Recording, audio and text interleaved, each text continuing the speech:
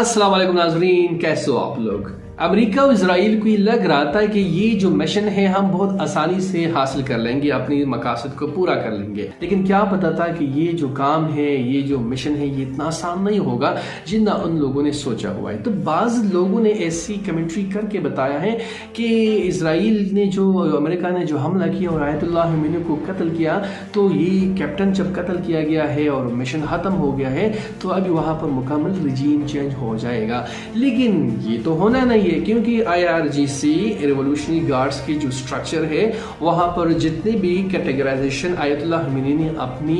Life में की थी कि ये बंदा आएगा, ये निज़ाम चलाएगा, और हर लीडर ने अपने नीचे 4 बंदों को सेलेक्ट किए थे कि अगर उसको शहीद किया गया तो इसके बाद ये नया बंदा आएगा और वो अपनी हुकूमत को और अपनी डिसीजन देगा। यहाँ पर कैसे अमेरिका और इजराइल के अंदाजे गलत साबित हो गए, हम इस पर बात करते हैं। सबसे पहले बात यही है कि आयतुल्लाह ख़मीनी की कत्ल, उसको ख़त्म करना, इसका मतलब ये नहीं है कि हुकूमत बिल्कुल मुकम्मल तौर पर ख़त्म हो गई, नहीं, क्योंकि ये जो इस्लामिक रिपब्लिक है ये ऐसा डिज़ाइन किया गया है कि ये सर्वाइवल कर जाए, और ये सर्वाइवल के लिए बनाया हुआ है, क्योंकि इसकी जो स्ट्रक्चर है, कमांड स्ट्रक्चर है, वो अभी तक फंक्शनल है। जैसे आयतुल्लाह ख़मीनी को कत्ल किया तो इसके पूर्ण बाद अली लारजानी आती है और वो कमांड एंड चेन वो सारा सब कुछ कंट्रोल कर लेता है। तो ये कैसे मुमकिन हो जाता है, क्योंकि उनका यही प्लान पहले से था। और आयतुल्लाह ख़मीनी की कत्ल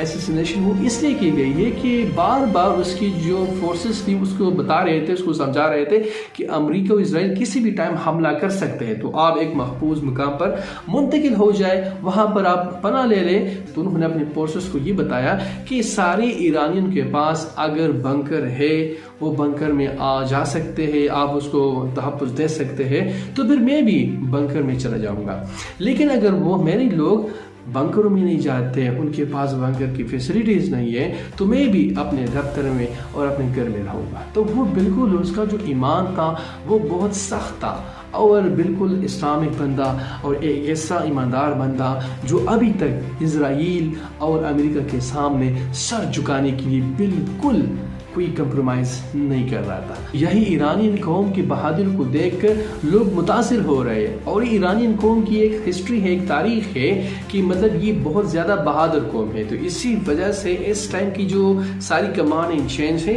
ये अभी फंक्शन कर रही है, क्योंकि ये जो ईरानियन सिस्टम है ये सिर्फ एक पर्सन के तहत नहीं था कि सिर्फ एक बंदा वही है सिस्टम होगा। मतलब यहाँ पर पाकिस्तान में सिर्फ सिस्टम क्या है, आर्मी चीफ का सिस्टम है, यानी अगर आर्मी चीफ आपके पास है, आपके साथ में, आपका दोस्त है, तो आप हुकूमत में है।